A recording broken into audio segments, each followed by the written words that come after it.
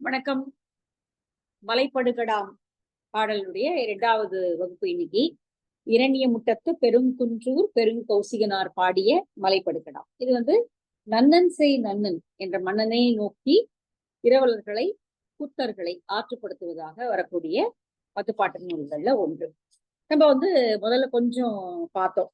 அந்த எடுத்து ஆரம்பிச்ச உடனே என்ன வந்ததுன்னா, கூத்தருடைய தோள்கள்ல சுமந்திருந்த இசைக்கருவிகளுடைய ஒரு பெரிய ஒரு தொகுதியை நமக்கு காட்டினார். அவங்க எப்படி ஒரு காவடி போல அதை சுமந்து கொண்டு வந்திருக்காங்க. அவங்க அந்த மலையடி வாரத்துல இப்ப இருக்காங்க. இப்ப இனிமேதான் அந்த வழியை நோக்கி போக போறாங்க.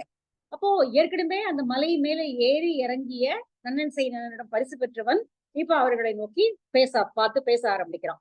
இப்போ அந்த பகுதி தான் இப்ப நம்ம அடுத்து இனிமே கொடுத்து பார்க்க போறோம்.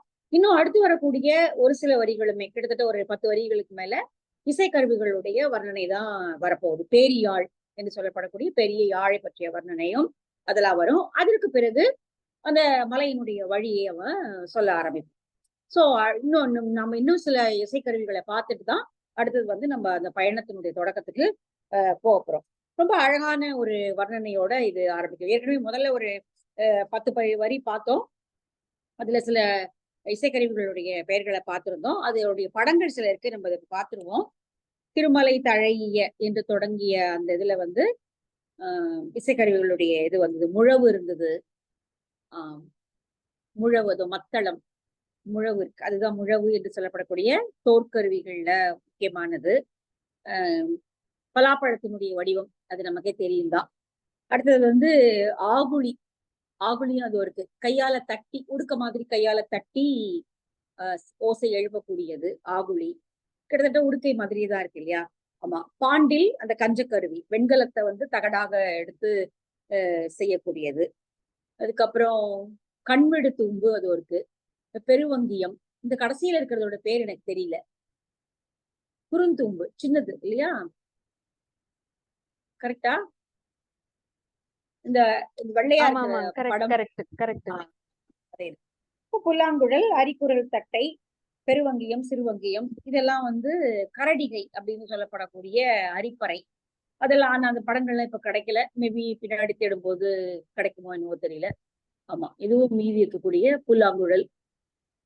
நல்லா இருக்கு. எவ்வளவு பெரிய ஒரு பாரம்பரியமா தொடர்ந்து இந்த இசைக்கருவிகள் வந்திருக்கு இல்லையா? இன்னும் கூட நிறைய இந்த கூத்து அது சம்பந்தப்பட்ட புத்தகங்கள்ல பார்த்தா நமக்கு தெரியலாம். நம்ம படம் அந்த அரிக்குரல் தட்டை தாங்க. அப்புறம் நீங்க அந்த மூங்கில வெட்டி பண்ணாங்கன்னு அந்த தட்டையும் 2 தட்டையும் ஒட்டுதாங்க. அப்புறம் இது எல்லரி. இது என்னது இந்த கடைசியா பெருசா இருக்கிறது? கிணைன்னு இருக்குங்க. அந்த அந்த மணிக்கு அடிக்கிறதுன்னு சொன்னீங்க. அப்புறம் இந்த கீழே இருக்கிறது இந்த கடைசியில இருக்கிறது எல்லரி. இது புல்லாங்குழல் 7 துளை அப்புறம் 5 துளை அந்த மாதிரி. இது எல்லரிங்க. அப்புறம் இது கிணை. கீழ இருக்கிறது கிணை. Okay okay. இப்ப பாருங்க, பாவம் இது எல்லாத்தையும் எடுத்து இது பிற இசைக்கருவிகள்ல வந்தது.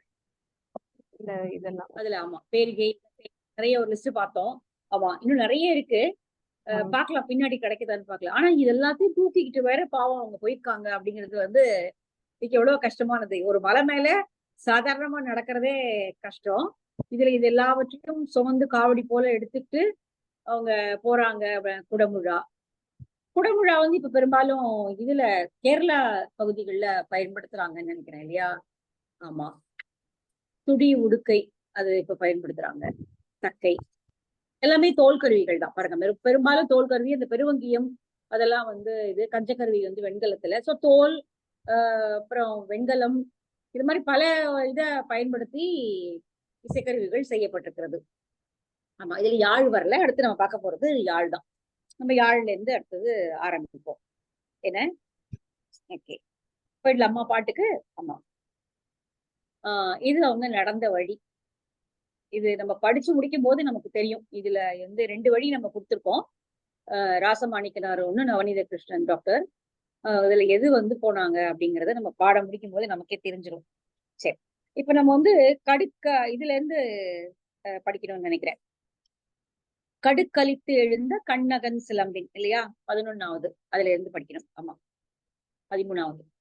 சரி, கடுக்காய் மரங்கள் நிறைந்து வளர்ந்திருக்கக்கூடிய பகுதி. அந்த மலையடிவாரம் இப்ப ஆரம்பிக்குது. இந்த மலையடி அடிவாரத்துல கடுக்காய் மரங்கள் நிறைய வளர்ந்திருக்கின்றன. அதான் கடுக்களித்து எழுந்த கண்ணகன் சிலம்பு. மிக விரிவான பரப்பை உடைய மலைப்பகுதி, பெருசு, நல்ல பெரிய அகன்ற இடம் இருக்கிறது. கண்ணகன் சிலம்பு, அகன்னா அகலமான கண் அந்த இடம், சிலம்பு மலைப்பகுதி. படுத்து வைத்தன்ன பாறை மருங்கின். இப்போ கொஞ்சம் தள்ளி நின்று அந்த மலைப்பகுதியே ஒரு ஓவியமா வரைஞ்சிருந்தா எப்படி இருக்குமோ அந்த காட்சியை இங்க அவர் காட்டுறார். படுத்து வைத்தன்ன. இப்போ ஒரு தள்ளி நின்று பார்க்கும் பொழுது மரங்கள் வளர்ந்து நிற்கின்றன. பாறைகள் எல்லாம் பெரிய பெரிய பாறைகள் படுத்திருப்பது போல இருக்கிறது. பாறை படுத்து வைத்தன்ன பாறை மருங்கின். அந்த பாறைகள் ஒரு பக்கமாக படுக்க வைக்கிறது போல இருக்கின்றன. அதுல இந்த வழி இப்ப ஏறுது. இப்போ அந்த மலை மேல ஒரு சின்ன வழி ஏறுது. ஏது பெரும்பாலும் நிறைய பேர் அடிக்கடி போகிறது இல்ல. மிக குறுகிய ஒரு மிக குறைந்த மக்களே நடமாட்டக்கூடிய இடம் அப்படிங்கிறதுனால அது வந்து சின்ன வழியா தான் இருக்கு. அதனால அந்த வழி வந்து இப்படி மேல ஏறுது. அது பார்ப்பதற்கு எடுத்து நிறுத்தன்ன. தூரத்துல இருந்து பார்க்கும்போது அந்த அந்த எஃபெக்ட் வந்து எடுத்து நிக்க வச்சது போல இருக்கு அந்த மலைப்பகுதி அப்படிங்கிறாரு. படுத்து வைத்தன்ன பாறை மருங்கின் எடுத்து நிறுத்தன்ன இட்டு அரும் சிறுநெறி. அருமையான சிறிய வழி. ஏன்னா அதிகமா மக்கள் புழங்குற இடம் அது கிடையாது. யாரையாவது எப்பயாவது தான் போவாங்க. அவங்க உள்ள இருக்கிற காணவர்கள் அதிகமா அப்படி வெளியில வந்து போறவங்க கிடையாது. அவங்க உள்ள வாழ்க்கை அவங்க உள்ளேதான் இருப்பாங்க. அதனால மலைப்பகுதிகளில் இப்படி இருக்கக்கூடிய வழிகள் வந்து மிக சிறிய வழிகளாக, அடிக்கடி பயன்படுத்தாத வழியாக இருக்கும். அதனால இட்டு அரும் சிறுநெறி. தொடுத்த அங்கு காணவர்கள் வாழ்கிறார்கள். உள்ள கொஞ்சம் போனீங்கன்னா காணவர்கள் இருக்கிறத பார்க்கலாம்.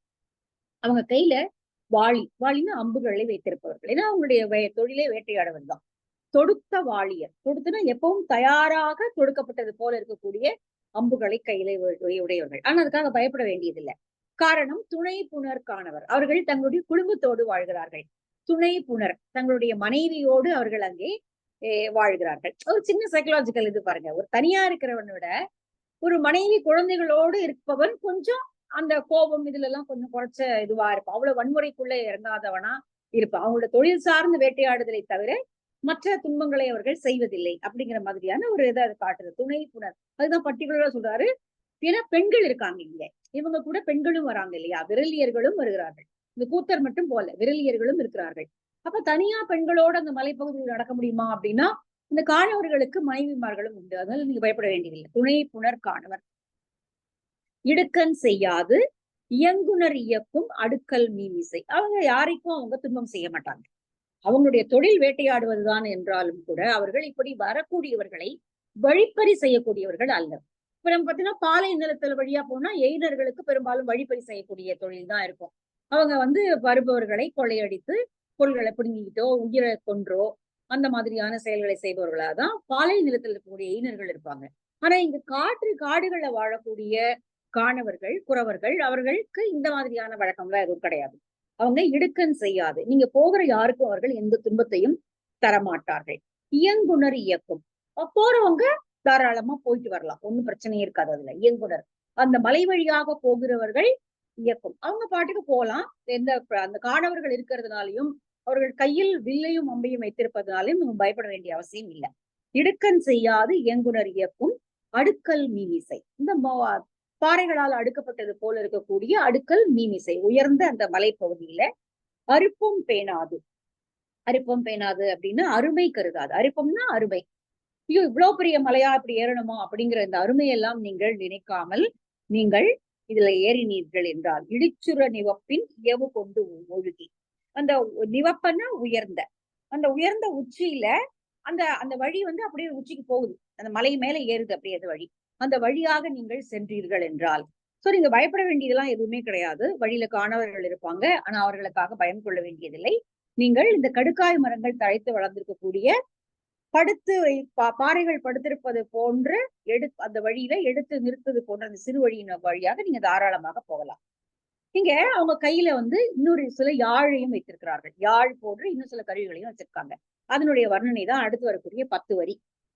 கிட்டத்தட்ட 10 வரியில அந்த பேரி யாழ் எப்படி இருந்தது அப்படின்னு வர்ணிக்கிறார். ரொம்ப பியூட்டிஃபுல்லான ஒரு வர்ணனை இது.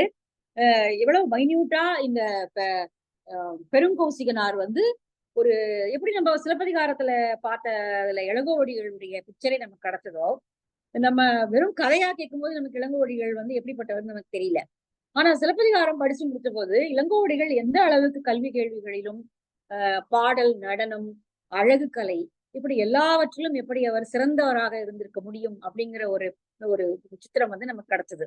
அதே போல இங்க பெருங்கௌசிகனார் வந்து ஒரு இசை குடும்பத்தை சார்ந்தவராக கூட இருந்திருக்க முடியும். அந்த அளவிற்கு அவர் இசையை பற்றி மட்டுமல்லாமல் இங்க அந்த யாழினுடைய வர்ணனையை அவ்வளவு அழகா கொடுக்குறாரு. அந்த பேரியாழினுடைய வர்ணனை அவ்வளவு அழகா இருக்கு. ரொம்ப பொய்டிக்கலாவும் ரொம்ப ஒரு அலங்காரத்துல அவ்வளவு அழகாவும் இருக்கு. பாருங்க, தொடித்திரிவு அன்ன தொண்டு படுத்திவவி. தொடின வளையல், தொடித்திரிவு அன்ன வளையல் எப்படி இப்படி திரிஞ்சிருக்குமோ அது போல எந்த இடத்துல டைட்டா இருக்கணும், எந்த இடத்துல லூசா இருக்கணும் அப்படிங்கிறது வந்து தொடிக்கு முக்கியமான ஒரு அளவுகோல். அப்படி ரொம்ப டைட்டாவும் இருக்க முடியாது, ரொம்ப லூசாவும் இருந்தா விழுந்துரும், ரொம்ப டைட்டா இருந்தா கையை இறுக்கி பிடிச்சிடும். அதனால எந்த இடத்துல அது வந்து இறுக்கமா இருக்கணும், எந்த இடத்துல நெகிழ்வா இருக்கணும் அப்படிங்கிறது முக்கியமானது. அதுதான் இங்க சொல்றாரு தொடித்திரிவன். இங்க 9 முறை சுற்றி கட்டி இருக்கிறார்கள். இந்த பேரியாழனுடைய அந்த இதை வந்து ஒரு பகுதியை 9 சுற்று கட்டி இருக்காங்க கயிறு போட்டு. அதுதான் தொடித்திரிவு அண்ணன். வளைய தொடி அணிந்தால் எப்படி அது வளைந்து இருக்குமோ கைகள்ல, பெண்களுடைய கைகள்ல தொடி அணிந்திருந்தால் அது எப்படி சுற்றி வருமோ அது போல தொடித்திரிவு அண்ணன். அது உணர்ச்சி, அது திரிஞ்சு, அதாவது நெகிழ வேண்டிய இடத்துல நெகிழ்ந்தும் இருக வேண்டிய இடத்துல இறுகியும் இருக்கக்கூடிய தொண்டு படுத்திவவி. தொண்டுன்னா 9 அப்படிங்கிற எண்ணுக்குரிய பெயர் அது தொண்டு. 9 முறை இழுத்து கட்டப்பட்ட அந்த திவவு. திவவு அப்படின்னா வந்து சாரி ஒரே நிமிஷம், திவவு இது இருக்கு. வார்க்கட்டு, அந்த நம்ம மத்தளம் இதுல எல்லாம் பாத்துருக்கலாம் இல்லையா, வார்க்கட்டு அப்படின்னு சொல்லுவாங்க. திவவுன்னா வார்க்கட்டு.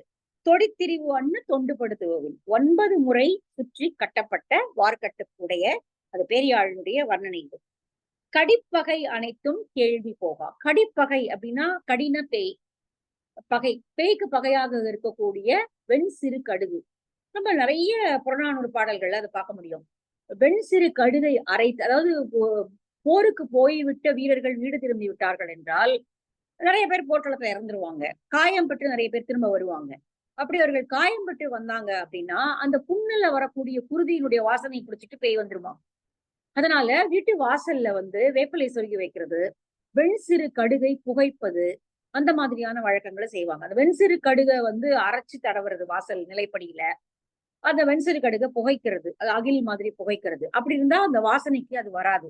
இல்லைன்னா போர்க்களத்துல இருந்து அப்படியே பிடிச்சிட்டு அப்படியே வந்துரும் அந்த வாசனைக்கு, அந்த ரத்தத்தினுடைய இதை பிடிச்சிட்டே வந்துரும். அப்படிங்கிறதுனால காயம்பட்ட வீரர்கள் வீட்டுக்கு வந்துட்டாங்கன்னா அவர்களுடைய வீட்டில் இருக்கக்கூடிய அவருடைய மனைவி இந்த மாதிரியான வெண்சிறு கடுகை அரைத்து தடவி இந்த மாதிரி பேய்கள் நெருங்காத வண்ணம் செய்து கொள்வார்கள் அப்படிங்கிற ஒரு நம்பிக்கை பழங்காலத்துல இருந்திருக்கு. இங்க கடிப்பகை அனைத்தும் கேள்வி போகா அப்படின்னா அந்த வெண் சிறு கடுகு அளவு கூட குற்றம் வராதபடி அந்த பேரியாழ் வடிவமைக்கப்பட்டிருக்கிறது. அதாவது அந்த அந்த சத்தத்தை வந்து பரிசோதிச்சு பாக்குறாங்க. 2 பக்கமும் அதனுடைய ஒலி அமைப்பு சரியா இருக்கிறதா, அந்த குரல், அந்த சட்சமம் இதெல்லாம் வந்து சரியா இருக்கிறதா என்பதை பரிசோதித்து பார்க்கப்பட்ட இசைக்கருவி அது. அதுதான் இப்படி சொல்றாரு, கடிப்பகை அனைத்தும் கேள்வி போகா. ஒரு துளி அளவு கூட, வெண் சிறு கடுகினுடைய அளவு கூட அதுல வந்து எந்த குற்றமும் நீங்கள் பார்க்க முடியாது. அந்த அளவிற்கு மிகச் சரியாக வடிவமைக்கப்பட்ட ஒரு யாழது. குரல் ஓர்த்து கொடுத்த சுகிர்புரி நரம்பின். குரல் ஓர்த்து கொடுத்த, குரல் அப்படின்னா வந்து ஒரே நிமிஷம், யாழ் இங்கே இதுல இருக்கு, அதனால இங்க தேடுறதுக்கு கஷ்டமா இருக்கு. ஐயவி கடிப்பகை, ஐயவினாதான் வந்து இது. குரல்னா சட்சம். அந்த சாரி காமா பாதா நீசக்கு வந்து அந்த 7 சொல்லுவாங்க இல்லையா, சட்சம் அப்படின்றது. அந்த அந்த சட்ஜத்தை அவர்கள் மிகச் சரியாக நிறுத்து, அந்த யாழ்ல நிறுத்து அதை அவர்கள் காதால் உணர்ந்து தட்டி பார்த்து கரெக்டா அந்த இது சுதி வருதா அப்படிங்கிறத பார்த்து அதை வந்து வடிவமைச்சிருப்பாங்க. குரல் ஓர்த்து கொடுத்த சுகிர்புரி நரம்பின். சுகிர் அப்படின்னா வடித்து முறுக்கின நரம்பு, இழுத்து இப்படி கட்டிருக்கிறதுனால அது வந்து வடிச்சு முறுக்கி இருக்கு. சுகிர்னா முறுக்கி, சுகிர்புரி நரம்பின். அரலை தீர உரியி. அரலை தீர உரியி அப்படின்னா வந்து அரளின குற்றம், குற்றம் எதுவுமே இல்லாமல் நரம்பினுடைய முறுக்குகள் சரியாக கட்டப்பட்டு பெண்களுடைய வளையல்கள் போல அது இறுக்கி 9 முறை இறுக்கி கட்டப்பட்ட யாழ். அதனுடைய குரலை வந்து அவர்கள் சரியாக தட்டி பார்த்து சரி செய்திருக்கிறார்கள். குரல் வார்ந்தன்ன நுண்துளை இரி. வரகின் குரல் வார்ந்தன்ன நுண்துளை இரி. ரொம்ப அழகான பகுதி இது. வரகு இருக்கு இல்லையா, வரகு, அந்த திணைப்பயிர் வரகினுடைய அந்த தானிய அந்த அந்த வரகினுடைய அந்த கொத்து, அந்த கதிர் இருக்கு பாருங்க. இப்ப சோளம், வரகு இதெல்லாம் வந்து அடுக்கப்பட்டிருக்கும். அப்படியே வெள்ளரி எல்லாம் பாத்தீங்கன்னா அது அப்படியே அந்த தானியம் வந்து அந்த முத்து வந்து ஒன்னொன்னா அப்படியே அடுக்கி இருக்கும். அப்படியே அந்த ஒரு வரிசையா அடுக்கி இருக்கும். அது ரொம்ப அழகான வரிசை. நம்மளால மனிதர்களால செய்யவே முடியாது. அவ்வளவு அழகா வந்து நேச்சர் அதை செஞ்சிருக்கோம். அந்த வரகு போல அந்த வரகுல வந்து இந்த தானியம் எப்படி வரிசையா இருக்குமோ சின்ன சின்னதா இருக்கும். ஆனா ஈவன் சோளம்னா கூட கொஞ்சம் பெருசு. வரகினுடைய திணை வந்து ரொம்ப சின்னது. அந்த அந்த அளவிற்கு நுண் துளைகளை அவர்கள் இடுகிறார்கள். அந்த பேரியாழினுடைய ஒரு பகுதியில அந்த குடம் பொருத்தணும் இல்லையா, அந்த யாழினுடைய ஒரு பகுதியில குடம் பொருத்துவார்கள். அந்த குடம் பொருத்துற இடத்துல நுண்ணிய துளைகளை இடுகிறார்கள். அது எப்படி இருக்குன்னா, அந்த வரகு இருக்கு இல்லையா, அந்த வரகுல அந்த அந்த சின்ன அந்த அந்த வரகினுடைய அந்த ஒரு ஒரு தானியம் எப்படி அடுக்கப்பட்டிருக்கிறதோ அது போல துளைகளை அவர்கள் இடுகிறார்களாம். இது எப்படி அவர் அழகா வந்து இயற்கையை ஓர்ந்து பார்த்து இதுக்கு ஓமையா அதை சொல்லணும் அப்படின்னா அந்த ரெண்டுமே தெரிஞ்சிருக்கணும். எவ்வளவு அழகா அதை சொல்றாரு. வரகின் குரல் வார்ந்தன்னு நுண்துளையிரி. வரகினுடைய அந்த குரல், அந்த ஒரு சின்ன தானியம் அளவிற்கு அந்த நுண்ணிய துளைகளை அவர்கள் அதில் இடுகிறார்கள். சிலம்பமை பத்தல் பசையோடு சேர்த்து, அதோடு அவர்கள் அந்த சிலம்புனா அந்த குடம், அந்த பெரியாழினுடைய குடம் வருவது போல அதை ஒட்டி அதை வந்து அந்த இடத்துல பசையோடு சேர்த்து ஒட்டுகிறார்கள். அப்போ என்ன எப்படி அந்த பெரியாழை வடிவமைக்கிறாங்க அப்படிங்கறத அவர் எங்க சொல்றாரு. வரகினுடைய அந்த வரிசை போல அந்த ஓசை வரும்படியாக அந்த பத்தலை பசையோடு சேர்த்து, பத்தல் அந்த குடம், அதை பசையோடு சேர்த்து பொருத்தி இலங்கு துளை செறிய ஆணி முறுக்கி, அந்த துளைகள் எல்லாம் இப்ப மூடணும். இப்ப இந்த துளையை ஒட்டி அந்த இத வந்து பசை போட்டு ஒட்டிட்டாங்க. இப்ப இந்த துளைகளை நுண்ணிய ஆணிகளை கொண்டு மூடுகிறார்கள். அந்த ஆணி என்ன ஆணின்னு நீங்க சொல்லல. அது என்ன மாதிரியான ஆணியாக அது இருந்திருக்கும் அப்படின்னு தெரியல. ஆனா ஆணியை போட்டு அவர்கள் அதை முடுக்கி அதை இதை க்ளோஸ் பண்றாங்க. அடுத்தது புதுவது புணர்ந்த வெண்கை யாப்பு அமைத்து, புதுவது புனைந்த புதிதாக வெட்டி எடுக்கப்பட்ட யானையினுடைய தந்தத்துல ஒரு சின்ன கோல் மாதிரி செஞ்சு, இந்த கட்டை சின்னதா மாதிரி கட்டை மாதிரி, அது யானையினுடைய தந்தத்தால் செய்யப்பட்ட கட்டை, அதை மேல சொருகி அதற்கு கீழே இந்த நரம்பு வருது. நம்ம வீணையில பார்க்கலாம். எனக்கு இப்ப வீணை தான் டக்குன்னு ஞாபகம் வருது. அந்த வீணையில தான் மேல அந்த கட்டை இருக்கும். அது இருக்கு. பேரியாழ். சூப்பர். அதுல நெத்தியா காமிக்கிறாங்க. அழகா இருக்கு. ஆமா, அது அப்புறமா நம்ம ஜூம் பண்ணி பார்ப்போம். நீங்க இந்த படம் போட்டீங்கன்னா அந்த அந்த யானையினுடைய தந்தத்தை, புதிதாக வெட்டி எடுக்கப்பட்ட யானையினுடைய தந்தத்திலிருந்து எடுத்த ஒரு சின்ன கோல வெண்கை யாப், அதாவது வெண்கை அப்படிங்கிறாரு. கைனா யானையினுடைய தும்பிக்கை, தந்தம். அந்த வெண்கை யாப்பு அமைத்து அதை ஒரு மேல கட்டை போல சொருகி புதுவது போர்த்த பொன் போல் பச்சை, அதுக்கு மேல தோலை மூடுறாங்க. புதுவது போர்த்த பொன் போல் பச்சை, பச்சைனா இங்க வந்து தோலால மூடி அதை மறைத்து ஃபுல்லா அது வந்து தோல் போட்டு கட்டி, அந்த தோல் போட்டு கட்டின இடத்த இப்ப தைக்கணும் இல்லையா. இப்ப ஒரு தோல் வந்து இப்படி மூடி இப்படி வந்து அப்படி தைக்கப்படுது. அந்த தைக்கிற இடம் எப்படி இருக்கு அப்படிங்கிறதுக்கு ஒரு ஓமையை சொல்றாரு பாருங்க. எவ்வளவு கவித்துவமா இருக்குங்கிற தெரியும். வதுவை நாரும் வண்டு கமழ் ஐம்பால் அடங்கு மடந்தை மாண்ட நுடங்கு எழில் ஆகத்து அடங்கு மயிர் ஒழுகிய அவ்வாய் கடுப்ப. அந்த இப்ப இந்த அந்த மேல வந்து அந்த கந்தத்தை வச்சாச்சு கட்டைய, அதுக்கு கீழே அந்த இது வருது, அதை தோலால இறுக்கி மூடிப்பாங்க. இப்ப இந்த தோலை வந்து சேர்த்து கட்டணும். ஒட்டை இப்படி இப்படி சேர்த்து வச்சிருக்காங்க. நம்ம இப்போ துணி தைக்கிற மாதிரி அதை தைக்கணும். தைச்சா அது ஒரு கோடு மாதிரி வரும் இல்லையா. ரெண்டு பக்கமும் இப்படி இழுத்து ஒரு தையல் போட்ட மாதிரி, ஒரு காயம் விட்டு தையல் போட்ட மாதிரி ரெண்டு பக்கமும் அப்படி தேய்ச்சி சேர்த்து சேர்த்து தைக்கணும். அந்த தச்ச பிறகு அந்த வரி எப்படி இருக்கு அப்படின்னா, மனம் பொருந்திய கூந்தலையுடைய ஒரு அழகான பெண்ணின் மார்பகத்தில் தொடங்கி அந்த அடி வரை, ஆமா அந்த மேல அப்படி கோடு மாதிரி வருது இல்லையா. அந்த யாழ்ல பாருங்க அந்த கோடு மாதிரி வருது அந்த நரம்பு. அது பார்ப்பதற்கு எப்படி இருக்கு அப்படின்னா, அந்த தோலால தைக்கப்பட்ட அந்த இடம் அழகு பொருந்திய பெண்ணினுடைய அடிவயிறு தொடங்கி அந்த மேல அவளுடைய மார்பகத்தினுடைய நுனி வரை ஒரு அழகான ஒழுகு மயிர், நேரா ஒரு கோடு மாதிரி இப்படி வரும். சின்னதா அப்படியே பூட முடி மாதிரி அதுல தெரியும். அது அது அடி அந்த தொப்புல இருந்து கீழே வரைக்கும் போகும். அது அந்த இது எப்படி இருக்குமோ, அந்த அழகான பெண்ணினுடைய அந்த உந்தியில இருந்து நாபி கமலத்துல இருந்து வரக்கூடிய அந்த பகுதி எப்படி இருக்குமோ அது போல இருந்துதான். பயங்கர இதுதான். வதுவை நாரும் வண்டு கமழ் ஐம்பால். வதுவை நாரும், அதாவது மனம் பொருந்திய மனதால் ஈர்க்கப்படக்கூடிய அளவிற்கு அழகு பொருந்திய ஒரு பெண்ணினுடைய வண்டு கமழ் ஐம்பால். வண்டுன்னா இங்க வந்து ஒண்ணு அவளுடைய பெண்ணுடைய கூந்தலுக்கு இயற்கையிலேயே மனம் உண்டு அப்படிங்கிறதுனால வண்டுகள் சுற்றுகின்ற கூந்தலை உடையவள் அப்படின்னு சொல்லலாம். இல்லைன்னா மலர்களை சூடிக்கொள்வதன் காரணமாக வண்டுகள் மொய்க்கின்ற கூந்தல். நம்ம முதல் பாட்டே அதுதான், நம்ம இதுல பார்த்தோம் குறுந்தொகையில பெரிய சண்டையே வந்துருச்சு. பொங்குதேர் வாழ்க்கை அம்சிலை தும்பி காமம் செப்பாது கண்டது முடிவோ, என்னுடைய தலைவியினுடைய கூந்தலை விட நிறையவும் புலவோ நீ அறியும் பூவே, நீ பார்த்த பூக்கள்லயே என்னுடைய தலைவியினுடைய கூந்தலை விட மனம் பொருந்திய மலர் எங்கேயாவது இருக்கிறதா என்று சொல்லி இறையனார் பாடியதாக ஒரு பாடலை நம்ம பார்த்திருக்கோம்.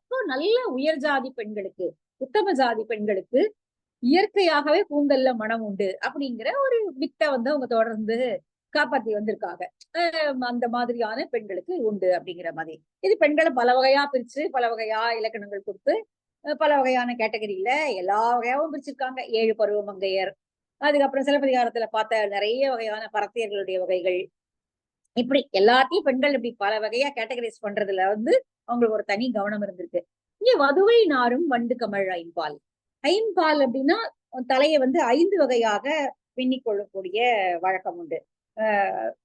அந்த 5 சொல்லலாம். குழல் அப்படியே முடி விரிச்சிருக்கிறது, அழகம், பனிச்சை, கொண்டை, துஞ்சை, இந்த 5 வகை. அப்ப அந்த காலத்துல தலைய அலங்காரங்கள்ல இந்த 5 வகை இருந்திருக்கிறது. அதாவது குழல் அப்படியே தலையை நீளமா முடிய விடுறது, அழகம், பனிச்சை, கொண்டை, துஞ்சை, இந்த 5 வகையாக அவர்கள் தலைமுடியை அழகுபடுத்தி இருக்கிறார்கள். இங்கே ஐம்பால் அப்படி 5 வகையாகவும் அழகுபடுத்தப்பட்ட கூந்தலை உடையவர்கள். அந்த மடந்தை மாண்ட, அந்த மடந்தையினுடைய மாண்ட அழகான நுடங்கு எழிலாகத்து அசைகின்ற அழகான அந்த மார்பகத்தினுடைய அந்த தொடங்கி, அந்த மார்பகத்தினுடைய நுனி தொடங்கி அந்த அடி வயிறு வரை நீளமாக ஒரு கோடு போல அந்த நுண்மயிர் திரண்டு போகிறது. இந்த பூனைமுடி மாதிரி இங்க காது கிட்ட அப்படி வரும் சில பேருக்கு. நடிகை ஸ்ரீதேவிக்கு பார்க்கலாம். பிகினிங் இயர்ஸ்ல பாத்தீங்கன்னா இந்த தாடையை ஒட்டி ஒரு பூனைமயிர் இருக்கும், ரொம்ப அழகா இருக்கும் அது பாக்குறதுக்கு. அது ரொம்ப யங் ஸ்டேஜ்ல அவங்களுடைய இந்த இடத்துல ஐ திங்க் 3 முடிச்ச படத்துல நல்லா தெரியும் அது. இங்க அந்த அந்த கோடு ரொம்ப அழகா இருக்கு. அடங்கு மயிர் ஒழுகிய அவ்வாய் கடுப்ப, அந்த அழகான பெண்ணினுடைய உடல்ல வரக்கூடிய அந்த நீளமான பொருந்திய இது போல அந்த யாழினுடைய இது அப்படி அமைக்கப்பட்டிருக்கிறது. அந்த தோல் சேர்த்து தைக்கிறாங்க இல்லையா, அந்த தோல் சேர்த்து தச்ச உடனே வரக்கூடிய அந்த கோடு அது இப்படி இருக்கிறது. பெண்ணினுடைய உடல்ல வரக்கூடிய அழகான இது போல இருக்கிறது. அகடு சேர்வு பொருந்தி அளவினில் பிரியாது கவடுபட கவைய சென்று வாங்கு உந்தி. அதுதான் அந்த மேல 2 தோள்களை போட்டு அந்த பொத்தம் பொது அப்படின்னு சொல்றாரு இங்க.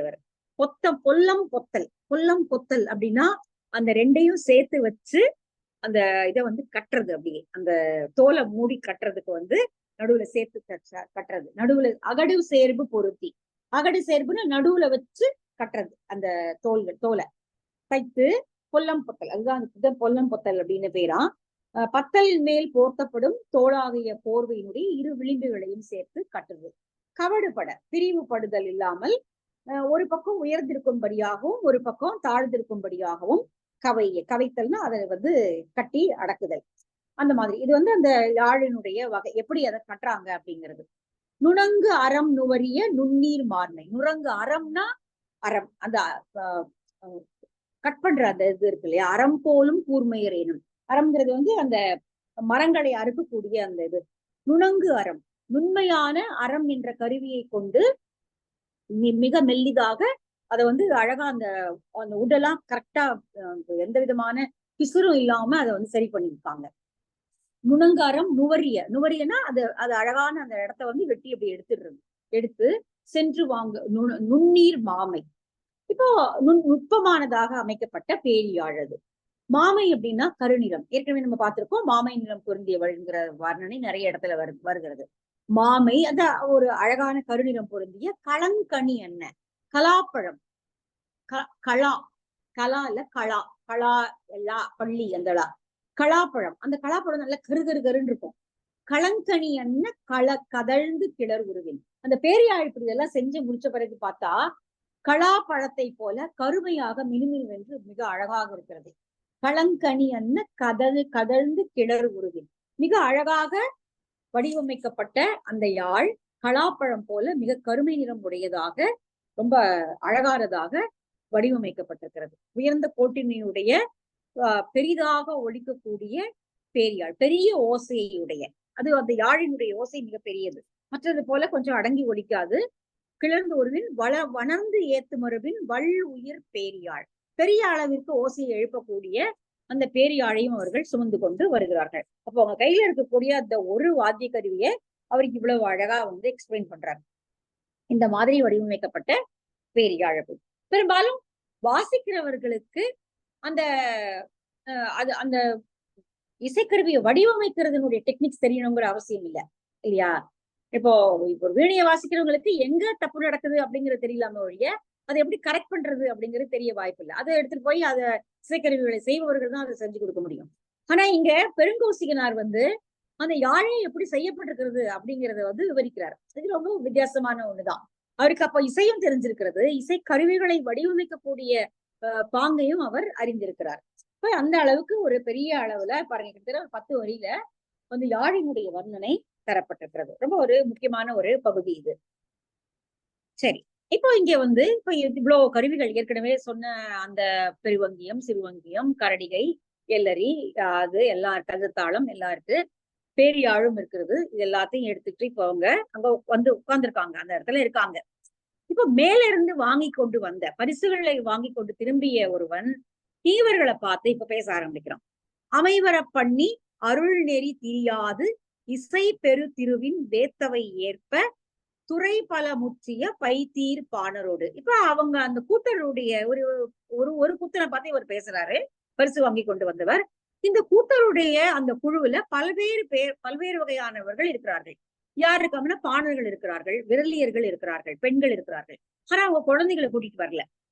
அவங்களுடைய குடும்பங்கள்ல குழந்தைகளை விட்டுட்டு வந்துட்டாங்க. வேற யாருடைய தயவுலையோ அதை பார்க்க சொல்லிவிட்டு, இப்ப பரிசு வாங்கிட்டு போனாதானே எடுத்து குத்தனம் பண்ண முடியும். அதனால குழந்தைகளை அவர்கள் கூட்டிக் கொண்டு வரவில்லை. விரலியர்கள் எல்லாம் வந்திருக்கிறார்கள், பாணர்கள் வந்திருக்கிறார்கள். அந்த பாணர்கள் பல்வேறு வகையான சபைகளில் பாடி பெயர் பெற்றவர்கள்.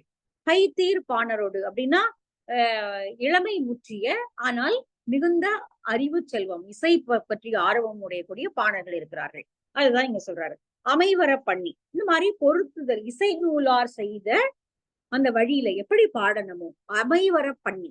அமைவர பண்ணினா எந்த வகையில பாட வேண்டுமோ, இசை நூல்களை வகுத்தவர்கள் என்ன விதிகளை வகுத்திருக்கிறார்களோ அந்த முறைப்படி பாடக்கூடிய பாணர்கள். அருள் நெறி திரியாது, அடுத்தது அருள் நெறி திரியாது இசை பெரு திருவின் வேத்துவை ஏற்ப, அப்படி சேர்த்து படிக்கணும். அருள் நெறியின் வழிபட்ட இசை பெரு திருவின், இசையை உணர்ந்து ரசிக்கக்கூடிய மன்னனுடைய அரசவை. இங்க இசை பெரு திருவின், இந்த மாதிரியான கலைகளை ரசிக்கிறது கூட ஒரு செல்வம் அப்படிங்கிறாரு. அது நல்லா இருக்கு அந்த விளக்கம் பாக்குறதுக்கு. ஏன்னா எவ்வளவு கலைகள் இருக்கு, எல்லா கலைகளையும் ரசிக்கக்கூடிய ரசனை எல்லாருக்கும் வந்துடுறது இல்ல.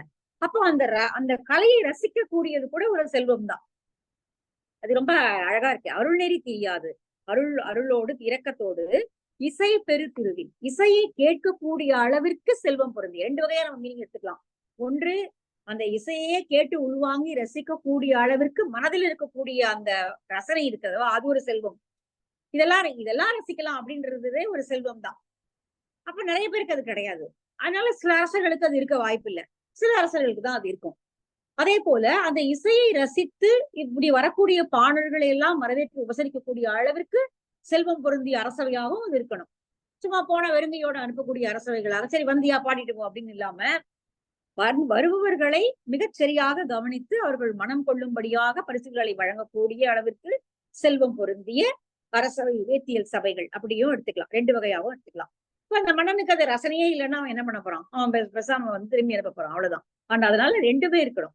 இந்த ரசனையாகிய செல்வமும் இருக்கணும், கொடுப்பதற்குரிய செல்வமும் இருக்கணும். இந்த 2 இசை பெரு திருவின் வேத்தவை ஏற்ப, வேத்தவைனா வேந்தர்களுடைய அவைகள், அந்த அவைகள் எல்லாம் புகழும்படியாக துறை பல முற்றிய பைத்தீர்ப்பானரோடு பல்வேறு துறைகளில் கற்றுத்துறை போகிய, அதாவது இசை சார்ந்த துறைகளில் பல்வேறு விதமாக தங்களுடைய விற்பனத்தை காமித்து வந்தவர்களாகிய பைத்தீர்ப்பானரோடு. இங்க முதிய அப்படின்னாலும் கூட அவர்கள் வயதில் இளையவர்களா இருக்கலாம். பாணர்கள் பெரும்பாலும் ரொம்ப வயசானவங்க இப்படி டிராவல் பண்ணி வரமாட்டாங்க, இளமையானவர்கள். ஆனால் அவர்கள் பைத்தீர்ப்பானர்கள். அவர்களுடைய இவ்வளவு கால அனுபவத்தின் காரணமாக அவர்கள் பசுமையற்றவர்களாக இருக்கிறார்கள். பசுமையற்ற அப்படின்னும் போது இங்க ஒருவேளை இவ்வளவு வழி இவ்வளவு தூரம் தாண்டி வந்திருக்கிறார்கள், அதனால அந்த வழி களைப்புனால கூட அவங்க அப்படி இருந்திருக்கலாம். பைத்தீர்ப்பானரோடு. அடுத்தது அந்த விரலியருடைய வர்ணனை வருகிறது. உயர்ந்து ஓங்கு பெருமலை ஊரின்றி ஏறலின் மதம் தபு ஞமலி நாவின் அன்ன துலங்கு இயல் மெலிந்த கல் பொறு சீரடி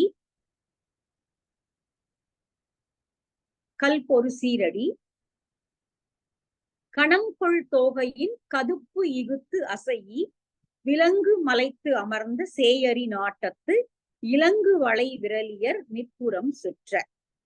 இங்க அடுத்து வரக்கூடிய இந்த வரி எல்லாமே விரலியர்களுடைய வர்ணனை. மதம் தபு உயர்ந்தோங்கு பெருமலை ஊரின்றி ஏறல். உயர்ந்து ஓங்கி இருக்கக்கூடிய அந்த மலை பகுதியில இப்ப ஏற போகிறார்கள். கற்கள் பாவிய பகுதி இல்லையா, மலைப்பகுதி, கல் எல்லாம் கீழே இருக்கு. அதனால அது நடக்கிறது கொஞ்சம் வருத்தமானதுதான். அது அவ்வளவு ஈஸியா செருப்பு எல்லாம் கிடையாது அந்த காலத்துல. சோ அவர்கள் வந்து மெதுவாக மெல்லடி வைத்து நடந்துதான் மேலே ஏறி போகணும். மதம் தபு நமலினா நாய். அப்படி அந்த நாயினுடைய நாக்கு பாத்தீங்கன்னா அது வந்து அப்படியே நடந்து போயிட்டு அப்படி போயிட்டு வந்துச்சுன்னா அதனுடைய நாக்கு வந்து அப்படியே தளர்ந்து தொங்கும் கீழே இல்லையா. நாயினுடைய நாக்கு அப்படியே அது நடந்து மூச்சு வாங்குறது போல நாயினுடைய நாக்கு அப்படி தொங்கி கொண்டிருக்கும். அப்போ அந்த அந்த அந்த ஷேப்புக்கும் சொல்லலாம். அந்த ஏற்கனவே ஒரு கூட பார்த்திருக்கோம். நாயினுடைய பாதங்களை, அந்த நாக்கு போன்ற பாதங்கள் அப்படின்னு ஒரு வர்ணனை பார்த்தோம். அந்த ஷேப்பு நடுவுல வந்து குறுகி ஓரங்கள்ல மெலிந்து அப்படி வரக்கூடிய அந்த நிறம் ஒரு விதமான லைட் பிங்க் கலர்ல இருக்கும். அதே போல நீர்மை இருக்கும். நாயினுடைய நாக்குல வந்து காஞ்சிருக்காது, அதனுடைய நாக்கு நல்ல ஈரப்பசையோட இருக்க மாதிரி இருக்கும். அப்போ இங்க வந்து ஆனா இந்த நாயினுடைய நாக்கு போல வடிவம் தான். இங்க அது வந்து கால் வருத்தப்பட்டுதான் அவங்க நடக்கிறாங்க. அதனால மதம் தபல் நமலி நாவின் அண்ண குலங்கு இயல் மெலிந்த. இவ்வளவு தூரம் பயணம் செய்து வருவதனால மெலிந்து போய் அவர்கள் வந்து ஒரு சோர்வுற்றவர்களாக இருக்கிறார்கள். கல் பொறு சீரடி கணம்கொள் தொகையின் கதுப்பு உகுத்து அசையி விலங்கு, அதாவது அவருடைய கூந்தல் விரிந்திருக்கிறது. இந்த கூந்தல் வந்து தோகை மாதிரி இருக்கு. பெரிய நல்ல நீண்ட கூந்தல் அவர்களுக்கு, விரலியர்களுக்கு. நடனம் ஆடுபவர்கள் இல்லையா, அதனால நீண்ட கூந்தல் அவர்களுக்கு வேணும். நீண்ட கூந்தல், அந்த கூந்தல் விரிஞ்சு அது பார்ப்பதற்கு மயிலினுடைய தோகை அசைவது போல இருக்கிறதாம். அப்படி மெதுவா அந்த மலையில ஏறுறாங்க. அங்க கால் வலிக்கும்படியாக அந்த மலையில ஏறுறாங்க. அவங்களுடைய பாதங்கள் எல்லாம் இப்பொழுது வந்து நாயினுடைய நாக்கு போல வருந்தி வலி வலி வலி கொண்டதாக இருக்கிறது. அவர்கள் அசைஞ்சு இந்த மலை மேலே மெதுவா அப்படி நடக்கும்போது பார்ப்பதற்கு மயிலினுடைய தோகை விரித்து ஆடுவது போல இருக்கிறது. கல் பொறு சீரடி கணம்கொள் தோகையின் கதுப்புனா கூந்தல் அப்படியே அசைஞ்சு அவங்க அந்த மலை மேல ஏறுறாங்க. அசையி விலங்கு மலைத்து அமர்ந்த சேயரி நாட்டத்து. அவர்களுடைய கண்கள் வந்து மானினுடைய கண்களை ஒத்ததாக இருக்கிறது. மானினுடைய கண்களை விலங்கு மலைத்து அமர்ந்த, அதனுடைய பார்ப்பதற்கு விலங்குன்னா இங்க மானினுடைய கண்களை ஒத்த சேயரி செவ்வரி படர்ந்து மிக அழகான மருண்ட மருட்சியை பொருதி. ஏன்னா புது இடத்துக்கு வராங்க, புது இடத்துல ஏற போறாங்க, மலை மேல ஏற போறாங்க. அதனால அவருடைய கண்கள் மானினுடைய கண்களை போல மருட்சி பொருந்தியதாக இருக்கிறது. இலங்கு வளை விரலியர் நிற்புறம் சுற்ப. கைகள்ல இலங்கக்கூடிய வளையல்களை அணிந்திருக்கக்கூடிய விரலியரும் உன்னோடு கூட இருக்கிறார்கள். நிற்புறம் சுற்ற, உன்னோடு கூட பாணர்களும் இந்த விரலியர்களும் இருக்கிறார்கள். இப்ப நீங்க அப்படி கொஞ்சம் தூரம் போனீங்கன்னா அங்க வந்து இப்ப வெயில நடந்து வந்துட்டீங்க இல்லையா, இன்னும் கொஞ்சம் தூரம் போனீங்கன்னா அங்க ஒரு பெரிய மர நிழல் வரும். நீங்க கவலைப்படாம அங்க உட்காந்துக்கலாம். கயம் புக்கன்ன பயம்படு தன்னிழல். கயம் புக்கன்ன, கயம்னா குளம். குளத்துல மூழ்கி எழுந்தா எவ்வளவு குளிர்ச்சியா இருக்குமோ அந்த அளவுக்கு குளிர்ச்சியா மர நிழல் அங்க இருக்கிறது. அந்த நிழல்ல போய் நீங்க வந்து அங்க போய் நீங்க ரெஸ்ட் எடுக்கலாம். கயம் புக்கன்ன பயம்படு தன்னிழல், குளிர்ச்சியான நிழல் இருக்கிறது. புனங்கால் கழிய மணர்வார்புறவில். புனல் கால் கழுவிய, புனல்னா ஆறு அடித்து கொண்டு போயிடும் பிறகு புனல் கால் கழிய, ஆறினுடைய நீரோடை அடித்து கொண்டு போன பிறகு கால் கழிய மணர்வால் புறவில். மணல் இப்போ ஆறு அடிச்சுட்டு போன பிறகு தண்ணி போயிடுச்சு. அப்போ மணல் வந்து இங்க குவிஞ்சிருக்கும் இல்லையா, அந்த ஆற்றங்கரை ஓரத்துல மணல் நல்லா குவிஞ்சிருக்கிறது. நல்லா சாஃப்டா இருக்கும் அது உட்கார்ந்துக்கிறதுக்கு. புறம்பில் புலம்பு விட்டு இருந்த புனிரியில் காட்சி களம்பெரு கண்ணுலர் ஒக்கல் தலைவர். புலம்பு விட்டு இருந்த, புலம்புன்னா நீங்க வாழக்கூடிய இடத்தை விட்டு இவ்வளவு தூரம் தள்ளி நீங்கள் வந்திருக்கிறீர்கள். புனிறு தீர்காட்சி, புனிரியில் காட்சி. புனிரினா குழந்தைகள் எதுவும் கூட வரல, வெறும் பாணர்களும் விரலியர்களும் இந்த கூத்தர்களும் தான் வந்திருக்கிறார்கள். இசைக்கருவிகள் எல்லாம் எடுத்துட்டு வந்திருக்காங்க. இப்போ பாடி பரிசில் பெற்று எடுத்துக்கொண்டு போய் குடும்பத்தை காப்பாற்ற வேண்டும். களம்பெரு கண்ணுலர் ஒக்கல் தலைவர். இசைக்கருவிகளை எல்லாம் எடுத்துக்கொண்டு வந்திருக்கக்கூடிய களம்பெரு கண்ணுலர், அணிகலன்களை எல்லாம் பரிசாக பெற தகுதியாக உடைய கூத்தர் குடியினுடைய தலைவனே. இப்போ நான் உன்னை பார்த்து சில சொல்ல போறேன். இப்படி தளர்ந்த தோற்றத்தை கொண்ட புது பொலிவு இல்லாமல், ஏன்னா கையில ஒண்ணும் அவங்களுக்கு காசு இல்லை, இனிமே பாடிதான் அவங்க பரிசை பெறணும். அதனால புலம்பு விட்டு இருந்த புனிதில் காட்சி களம்பெரு கண்ணுலர் ஒக்கல்னு கூட்டம். அந்த கூட்டத்திற்கு தலைவனாக இருக்கக்கூடிய கூத்தனை நான் உங்ககிட்ட நான் எங்க போய் எப்படி பயன் பெற்றேன் என்பதை சொல்கிறேன் என்று சொல்லி அவர் அடுத்து வரக்கூடிய நன்னனுடைய புகழை அடுத்து பாடுகிறது. அடுத்து வரக்கூடிய பகுதி நன்னனுடைய புகழை சொல்லக்கூடியதாக தொடர்ந்து வரக்கூடிய ஒரு கிட்டத்தட்ட ஒரு 50 வரி நன்னனுடைய புகழை சொல்வதாக இருக்கிறது. நம்ம அடுத்த வகுப்புல அதை பார்க்கலாம். இது வரைக்கும் நம்ம வெறும் யாழினுடைய இது வரைக்கும் பார்த்திருக்கோம். பாய்.